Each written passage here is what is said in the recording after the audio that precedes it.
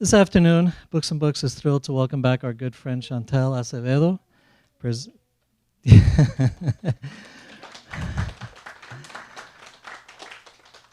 presenting her new book, En Otro Oz, or I never knew, En Otro Oz, En Otro Oz, yes. And here to introduce Chantal, we have a good friend of the author. She is a professor of history at Miami-Dade College. Please welcome to the podium Sandra Castillo.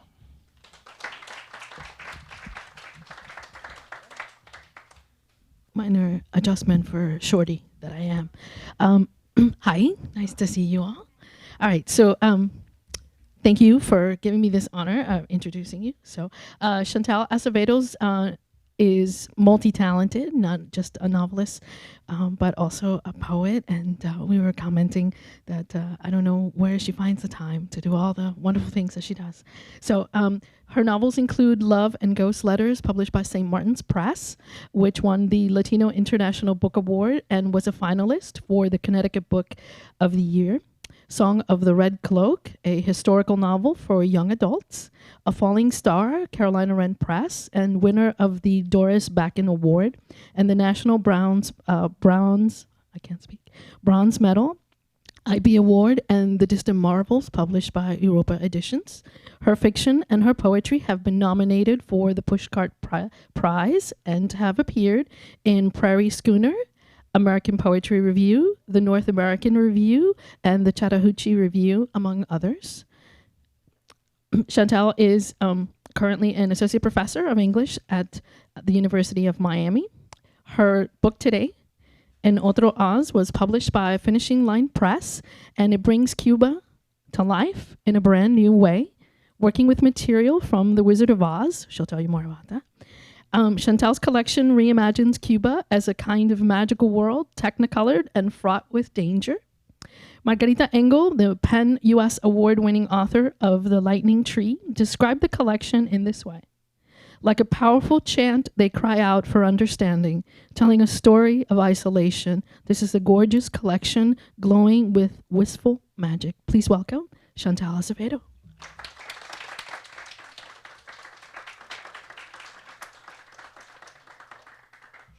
Thank you all for being here on a Sunday afternoon, coming to see some poetry or hear some poetry. Thank you especially to Sandra for her wonderful introduction, and to Books and Books for always being such a welcoming home for me. I feel like it's been my second home since I've moved back. I'm here all the time.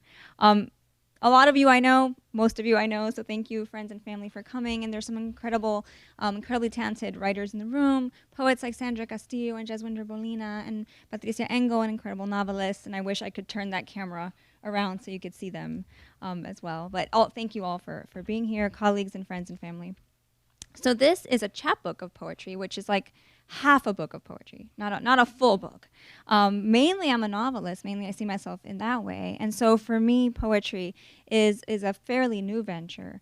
Sometimes certain ideas and images and feelings feel as if they only sort of fit into a vase of poetry, right? They can be poured into a vase of poetry in no other shape, is the way I like to think of it. So I don't write poems all that often, but when I do, I am incredibly excited about writing them and sort of inspired by the form, and certainly a huge fan of poetry. So again, thank you for being here. It feels a little indulgent, because it's like not my thing. But this collection, as Sandra said, is called En Otro Oz, so In Another Oz. And it does reimagine Cuba as a kind of Oz.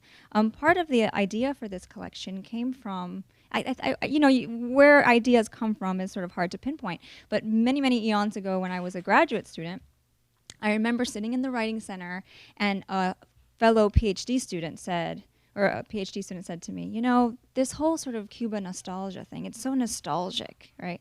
And it got me thinking about this notion of nostalgia when it comes to Cuba. And I think so much of it is rooted in longing, right? Longing of this generation that felt like it could not go back. And so often, as a Cuban American kid, you grow up hearing these stories about this sort of magical place, this Cuba, that can't possibly exist sort of in this pristine way. And yet these are the stories you grow up on, when you're little. And certainly we hear whenever bad things happen here, que eso no pasaba en Cuba. Those things did not happen in Cuba, right? They only happen here. And so Cuba took on a kind of technicolor, I think, for a lot of us first-generation kids. And so that conversation happened a long time ago. And then many, many years later, I was watching The Wizard of Oz, and I thought, wow, The Wizard of Oz is like totally Cuba, right? It's Cuba. Dorothy first lands, and it's so colorful and beautiful. We're not in Kansas anymore, Toto. But soon things turn dark, right? And it doesn't take very long, the witch appears, right? And so there's that underlying, that darkness, you know, in the current. And as you think about Oz and Cuba, there's a lot of similarities, actually, a lot of sort of interesting and sort of fun things to think about. And so that's where this idea for this project came about. So it's very much a project chapbook. All the poems sort of speak to that idea. So I thought what we would do today is I'll read some poems, and then I'll ask you maybe some trivia questions because I have prizes. Yeah? I feel like if you decide to write a book of poems or a chapbook of poems about Wizard of Oz, you have to own the cheesy factor. And so we are going to do trivia because I am fully owning it. The first poem I'm going to read is called, it's the opening poem in the chapbook, and it's called Rubies in Her Ears. And it's not, it's the only one that's not really explicitly Oz related. And it was the first poem I wrote when the idea was still very nascent. The reference here is the rubies in her ears. It's about an infant who's getting her ears pierced. And of course, if you're Cuban and Cuban American and lots of other cultures, little girls get their ears pierced quite early. And so this is a story that my grandmother told me about her own ear piercing, which obviously she could not have remembered, but it happened even before she was a month old. And they would do it with a needle and some thread and let the thread sit there. And so that was always a very evocative image for me. So this one's called Rubies in Her Ears. 4 weeks old, the needle, rum-dipped, held fast between the pads of her father's fingers. Her mother could not keep her hand still enough, palsied by her animal need to shield. His paw heavy on her tiny forehead, fingers so long they spanned her whole face. Hand filling the universe, hand holding the needle, threaded with red string, also rum-soaked. Thin aguja, thin as a fishbone, thrust through the baby's delicate earlobe, piercing a tender morsel of flesh. She cried, twice for each jab, twice more when the thread was pulled through days later, the abscinded flesh ready for the next violation. A pair of rubies, little pinprick gems, such brilliant wounds. So that's the first poem, and it's going to be followed by the first trivia question. So you ready? This one's easy. So obviously when we think about The Wizard of Oz, there's L. Frank Baum's book, but there's also the movie, right, which is so much a part of our imagination. And the book and the movie sort of differ in key ways. And one of those ways, I think, is a question that maybe comes up a lot in these kinds of sort of trivia scenarios, and that is, what color were Dorothy's slippers in the novel? Because they weren't ruby red. So if you have the answer, you can have a bookmark. You know? Do you know, Vanessa? They were silver. That's why I'm wearing these. Yes. So here you go. So yeah, those are fun. And in writing this, writing these poems too, I was sort of soaked myself in Wizard of Oz sort of knowledge and trivia. So I know more now about this movie and that book than most people should. All right, so like I said, part of what I was trying to do was finding these moments of confluence between sort of the Oz mythology and Cuba. And one of the things that came up for me was this idea of the witch, or la bruja, right? And so in Afro-Cuban religion, like Santeria, oftentimes it's called brujeria. And that notion of that witch sort of came through for me. Also, I was intrigued by these images that tourists often take in Cuba of women, often of African descent, Afro-Cuban women, who are sitting there with sort of their head wrapped, and they've got the big tobacco, and they're sort of tourist images, and people take lots of pictures of them and give them money, and they sell cigars and that kind of thing. And so it takes all of those images and sort of puts them together. The other thing that you'll hear in this poem too are some superstitions I grew up with. And if you're a Cuban American kid, you knew not to pick up shells from the beach. Do not take shells home. They carry bad luck in them, right? Do not bring shells home, which is hard to do when you live in Miami. Thanks. The other one is don't pick up pennies, because people can leave their bad luck in pennies and leave them behind. So these are two very difficult things for children to deal with, right? Because unless you grew up here, you always heard, see a penny, pick it up, blah, blah, blah, right? The inverse was true for us. Pennies are bad luck, so. This poem is called Brujas. Oz mothers warn their children about gathering pennies or seashells. The island's brujas cast spells on such things, trapping their green-skinned miseries in those copper discs, in the grooves of apple blossom shells, which are painted pink like the dawn and are so hard to pass up. Oz mothers say, rattle a sand dollar, and what do you hear? The shimmy of a dozen ills and heartbreaks, mal de ojo, curses. Keep away from such small beauties. Oz mothers pass the brujas by on their way to work. They cross themselves, make rough T's on their children's foreheads, mutter curses of their own. May a house fall on you. Mainly, the brujas smoke cigars like men. Tourists snap pictures of them, colorful as they are. For a few euros, tossed into a reed basket, they puff. They grow sick. Yet through the spicy tobacco haze, the brujas can see their mothers, grandmothers, great-greats, and all the way down the line across the Atlantic to that other coast, where Yoruban chanters taught the first brujas to capture sadness in ragged whispers, stowing agony in the kinds of small vessels that little hands love to touch. So that's my brujas poem. Obviously, I'm playing a lot with sort of myth and mythology here, and the myth of Cuba is both pre-revolution and post-revolution. And so a lot of the stories that come out of sort of post-revolution, particularly from exiles, are stories of indoctrination, right, and what might happen in schools. And so one story that I've heard from several people is a story of sort of children being indoctrinated with this sort of like trick played on them with candy. I've heard it from so many different people that I'm not sure if it's real or if it's myth itself. But again, because the collection is playing with sort of these kinds of myths and these kind of fairy tale stories, I thought I would work it in here as well. And this one's called A Catechism in Oz. We sit in rows 6 by 6. Red scarves bloom about our necks. Somos pioneros, pioneers like El Che. We will be like Che, in all ways like Che. Maestra says, fold your hands in prayer and ask God for candy. Our heads hang low in anticipation of his honeyed mysteries. But when we open our eyes, our desks are bare, save for some scribbling. Glenda loves TikTok forever. Maestra says, pray to Oz. I feel a flick of life at my fingertips. Did you feel it too? When we look at last, there are green lollipops, false as sea glass. Teacher says, Oz keeps hearts in all shapes and sizes on a shelf. In his head are brains enough for all of us. Courage he keeps in a gold-lidded pot that threatens to boil over every so often. Oz, our Dios Santo, our great and our terrible, provides. See the proof of it, slick in our mouths. How does your sucker taste? Isn't it sweet? All right, so that's probably the most overtly political of all the poems here. So I've got, you ready for one more question? One other question? Another bookmark? What? Glitter bookmarks. Okay, so in the book, Dorothy Gale is 12 years old. Judy Garland was 16. And they had to wrap her in some very tight corsets to give her sort of a tween figure. But two other actresses have very famously played Dorothy on film, and I'm wondering if anyone can name at least one of them.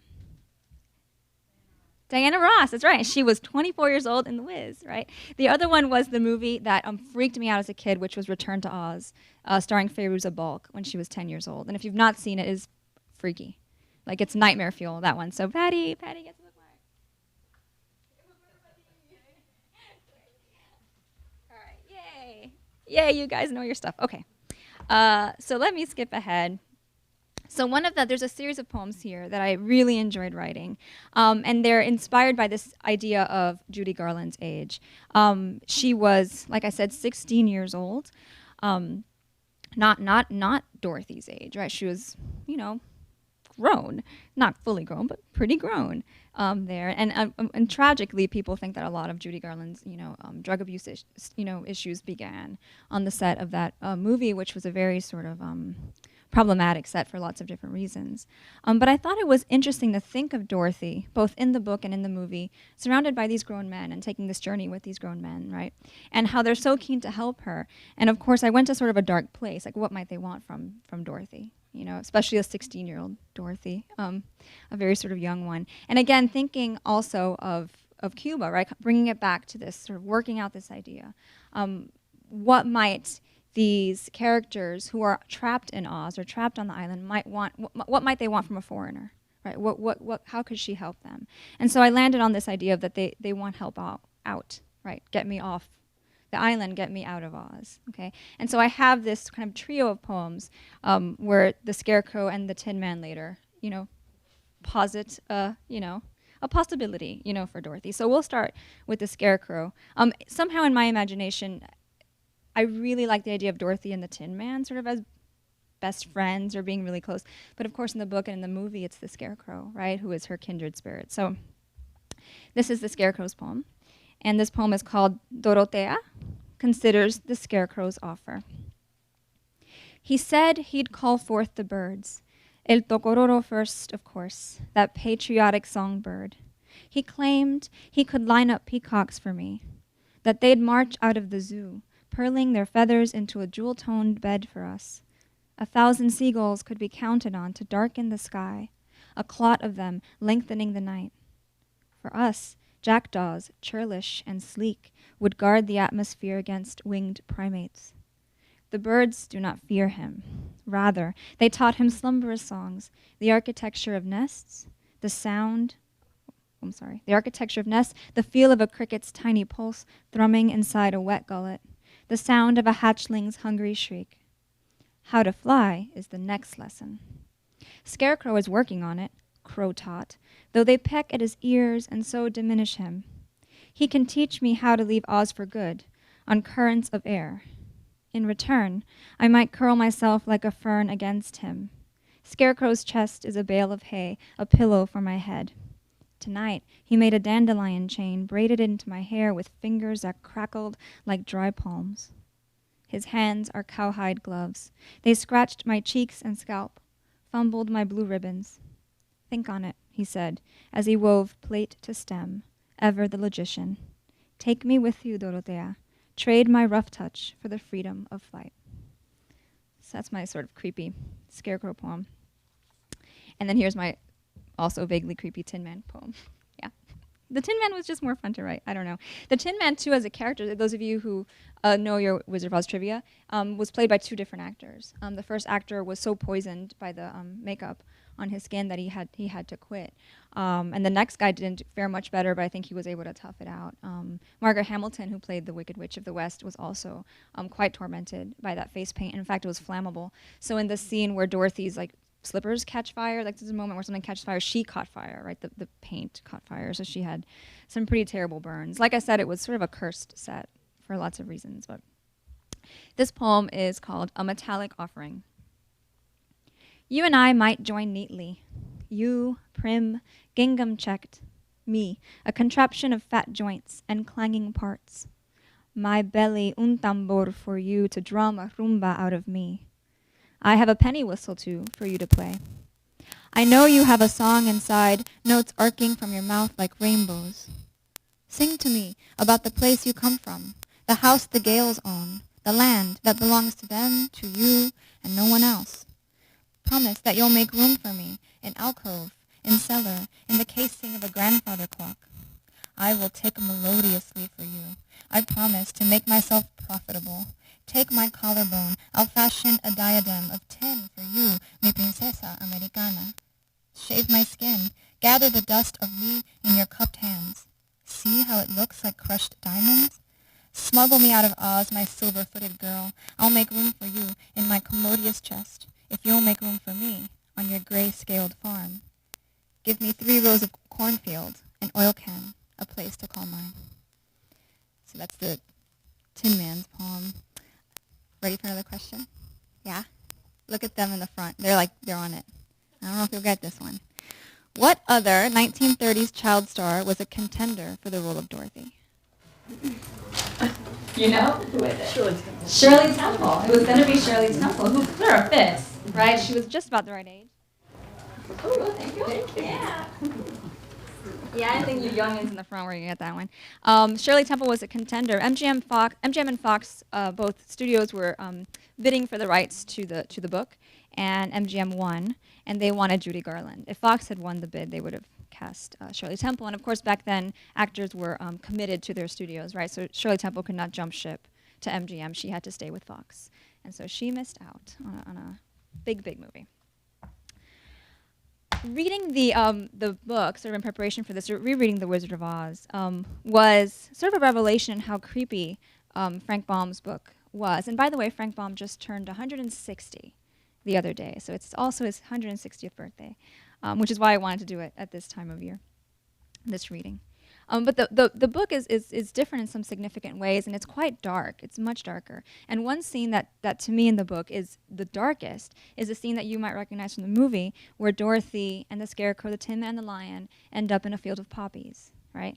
And in the movie, we get the witch sort of hovers over and says, "Poppies will make you sleep, sleep," right? And then Glinda comes in like, you know, Deus Ex Machina and fixes it. Right, and that's how that happens in the movie. In the book, they walk into the field of poppies, and it's just an enchanted field of poppies. The witch had nothing to do with it, and they all walk in, and they all promptly fall asleep. The organic creatures, right? So the lion and Dorothy fall asleep, and the Scarecrow and the Tin Man stand around and go, "Now what?" Because the Scarecrow is quite weak; he can't carry them out, and it's too far to carry the lion. Truly, it's the lion is the problem. He's too heavy. Right? And even the Tin Man can't carry the lion. And so they have this very morbid discussion about poor lion, he's going to die in a field of poppies, right? And then they talk about his like corpse. Like it gets quite dark, you know? And then they decide to carry Dorothy out. It's like, and you think if you read it, it's a cliffhanger. You're like, well, there goes the lion, right? That's what you think is going to happen. So it's brilliant in terms of pacing.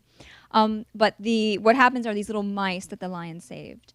In another chapter, a whole horde of mice come in and all together can pick up Lion and carry him out of the field of poppies, which I suppose before the age of digital, magic, they could not do a bunch of little mice, carrying him out. So this poem, too, gets a little bit more political, but it talks about that moment.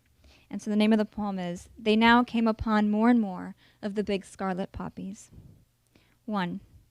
Focused on the serious business of trying to get out of Oz, Dorothea didn't consider the many ways of plot twists, thwarting desire. There could be snakes lying in the clusters of flowers. There could be vines ready to trip a girl, snap an ankle. There could be sleep. There could be starvation. Cloying fumes like twisters up the nose send Dorothea sprawling, along with the dog and the lion. Felled like a tree for a moment, she wonders if the Tin Man chopped her down. The flowers shift, hiss at one another, tendril, petal. Gloom sets in. Dorothea dreams she has reached the sea. Her silver shoes are sucked off her feet by the lapping water. Her toes are white worms. She breathes a wish. I want off of Oz. 2. Meanwhile, Tin Man and Scarecrow decide which of the sleepers they will save. Lion is too heavy. The dog fits inside Tin Man's hollow chest, easy enough. The girl lies in Tin Man's arms. Scarecrow is too weak to carry anything, his muscles composed of dry grass, sprigs of rosemary. He has a corn-cob spine. Ashamed to lose Lion, they think. A coward, yes, but the big ones are useful. One mighty bite from his jaws and enemies are vanquished. Scarecrow imagines the great creature starving in his sleep, his carcass food for crows that so plagued Scarecrow in his salad days. An easy choice, girl over lion. Draped in his arms, she makes Tin Man feel manly. Had he a heart, it would be filled with heroic pride. Dorothea nuzzles his cold chest, presses her lips against the rivets holding Tin Man together. She dreams of schooners, dinghies, rubber rafts. Other possibilities do not disturb her sleep. There could be tourists, windswept from dry, flat places, or snowy, barren ones, who long to touch an ochre ringlet in exchange for coins, for nothing, for a taste of a free man's skin. The poppies draw them in droves, such bright Caribbean colors. So that's my favorite scene, I think, in the book. So we've got one more question, or another question. Yeah, you ready? Look at them, so cute. So The Wizard of Oz did not win Best Picture in the Oscars in the year it came out, but another very famous movie did. 1939 was the year, so which movie won? What's that? Gone with the Wind. Gone with the Wind, yay, it was Gone with the Wind. The Wizard of Oz got robbed. Everybody. Yeah. What a great year, 1939, for movies. Yeah, I mean, that's hard to choose. Judy Garland won a juvenile Oscar. They gave out juvenile Oscars. So she won one of those for her role as well. So I want to read, I've got, let me see, just 2 more poems, okay? And then I brought ruby slipper cookies that my munchkin helped me make. So please have some cookies as well before we're done. I want to come back to the trio So we've heard the Tin Man poem and the Scarecrow poem, but here's the Lion poem. I wanted to read the poem about him in the poppy field first. The lion is an interesting character to me. Certainly interesting in the film too. The guy who played him actually wore real lion pelts. Did you know that? Actual lion pelts. Yeah. So that's an interesting fact there too. But there's this fantastic moment in the book, and it's in the movie too, where Dorothy slaps him. Right, and it stops him short. In terms of movie trivia, Judy Garland had a very hard time slapping her friend, this actor, and the director pulled her aside and slapped her hard, and then she got to it. 1938, right? And then she got to it. So, but it's an interesting moment for me because the lion represents this sort of manly figure, and he's smacked by a little girl. And how would a real man react to being smacked by a little girl? And that's sort of what the line's about. And so his poem is called Why Lion Wasn't Interested, right? Why he wasn't interested. The flare in her throat where her pulse flickered palely was obviously a draw. Her blood thrumming there so warm, so warm. Imagine my felted paws on her cheeks, twitching, tightening. Hombres, her eyes are glossy like Aggies, darting a mile-long view down the road of yellow brick. What cat can resist such sudden movement? But she called me a baby, señores, swiped my snout with a cold, flat hand, her callous fingers a shock, a shaming. What man can permit such a thing? Dorotea doesn't know that Oz men have a pulse that beats like bongo drums, barks Babalu Aye, Ricky Ricardo style. We know how to spank a misbehaving woman. Ay, Dorotea, she gazed at me like a colonel, like a tiny dictator. Stormy-eyed witch, I want no part of her. She brings me to tears, shameful tears. I'll bet she tastes like Eden fruit. I'll take one bitter bite, that is all, and spit her out.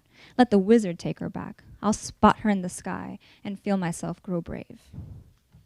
So there's the lion. Okay, I've got one more poem and then one more question. And I think the front row is going to get this question. Yeah. And look, it's a good one too. It's a journal. All right, so this is the titular poem. It's called En Otro Oz, in Another Oz. And so it's Dorothy's finding her way out off of the island at last, okay?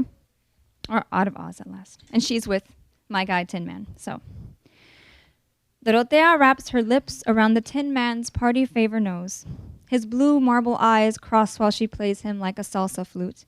His belly, a hollow barrel, catches her breath that swirls in that dark space, seeking heartstrings to pluck. The appalling vibrations exit through his fingertips. It is the sound a conch shell makes when blown, sending the Tainos out to war.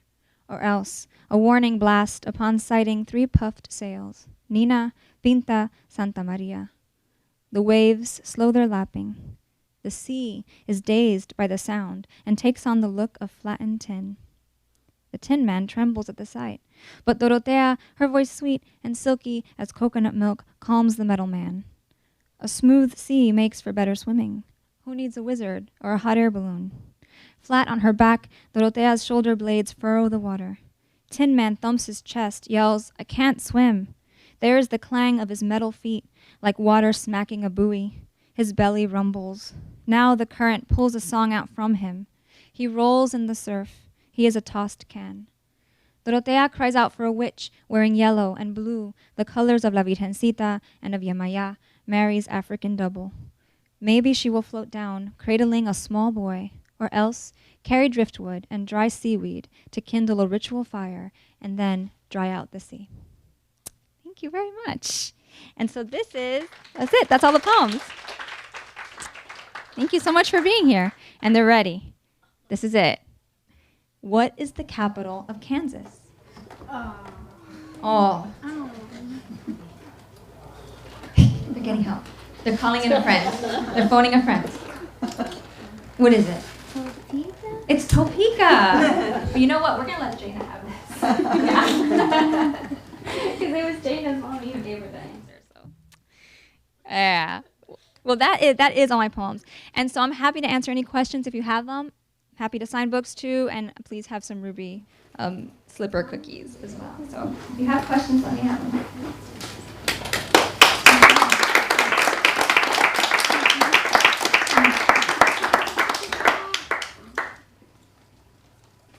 It's always hard for the first It hand is, to go. isn't it? No comments? Okay. questions? We don't for need Chantal? questions. They're good, Victor. Oh, Patty has one. Yeah. Since you also write fiction, do you move between fiction to poetry, or do you work only on fiction and then only on your poetry, or simultaneously? Usually for me, like the poetry weaves in. Weaves in. Sometimes if I'm working on a novel, an image or something doesn't quite fit that book, and I realize it's because it's sort of kind of small and perfect and beautiful and needs to be a poem. You know what I mean? And doesn't work in the novel, sort of in those ways. So it does weave in. This was a more concerted effort though, because I was working on the project, and so I really did focus on this. It's kind of between fiction projects. Yeah. But in the main, it weaves. Yeah. But you like doing the research though. I do like doing the research. Yeah. That's the problem. Yeah, because you get too lost in it. You do too much. Yeah. Story, obviously. Where's Dorothea from? So there's a couple of other poems here where she's in Miami, right? And her aunt is Tia M. I forget Tia M. I think is what I have. And so yeah, she's in my imagination, she's a lot like me, right? My generation, who would go to Cuba as a visitor, and trying to not reclaim it, but get to know it, And so that for me, that's her history. And a couple of poems hit on that for sure. Yeah. Mm-hmm. Did you listen to a lot of Pink Floyd while you were writing it? I did not. I totally should have, but I did not. No Pink Floyd. There's so much good Wizard of Oz stuff, and in fact, there's a play that was performed in September, October. It was early fall here in Miami, and it's a Cuban playwright. And it's I forget the name of it, but it imagines Cuba as a kind of Oz, and I was so delighted when I heard about it. We'd had sort of the same idea, probably roughly at the same time. I don't know if that's so much the zeitgeist as maybe that concept of the noosphere, where ideas get plucked out of the air, at the same time. And I did try to reach out to him, but he's in Cuba, and so I don't know how far Facebook Messenger will take me. And I missed the play. I know some of you may have seen it. But yeah, very, very sort of striking, and I think it's a very natural, it's a weird comparison to make, and yet a natural comparison to make. Yeah. Mm-hmm. Well, the Oz books, geography is so important, and we have that in Phantom Tollbooth and The Hobbit and all the map things. Yeah. Do you map Cuba in its collection, or do you have that sense of the geographic movement from different regions, mountain, whatnot? Not so much here. And the places are more Oz places than they are Cuban places. They're Oz places with a Cuban flavor. So they might be in the Emerald City, but there's an apagón, right? Like the lights go out, the electricity's cut. So the foundation is Oz, but what happens to them there is Cuban, right? So I could have done the inverse easily. I could have done the inverse, But all the books you mentioned too, these children's books that have this great tradition of, oh my gosh, I'm in a magical world, which happens to these characters all the time. We see it in Harry Potter, all of these stories, right? They're normal kids, and suddenly, what? What am I doing here? And they have to sort the way through.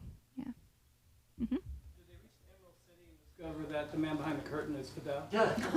Sort of. I never call him by name, but that was sort of what I had in mind. There is another poem here, which is The Wizard Seduces Dorothea. Right, so like he tries also, to get her, and he talks about sort of you need me, like that kind of a thing. What's interesting about The Wizard of Oz, as opposed to the movies, is in the books the Emerald City is not actually emerald, and to get in you have to put on emerald glasses, and they get soldered on, right? And so all of it's an illusion. In the movies, of course, it's an actual emerald city, and I had a good time writing a triolet about the glasses, which is a fun and sort of crazy form, to play with. Yeah. Thank you, Chantal. Oh, no, thank you, Victor. Thank you all for coming. Yeah. All right, folks. Then if there are no more questions, a reminder to our internet audience watching at home that there is still plenty of time for you to call the number on your screen, and we can send an Otro Oz to wherever you are in the U.S. free of charge. For those of you here in the house, we have that book as well as all of Chantal's previous books for sale at the counter in the front room over there. She's going to be signing here at the table to the left of the podium. I want to thank our guest introducer, Sandra Castillo. And we love our Sundays of poetry here at Books and Books. Please give another hand to our friend Chantal Acevedo. Thanks very much. Thank you.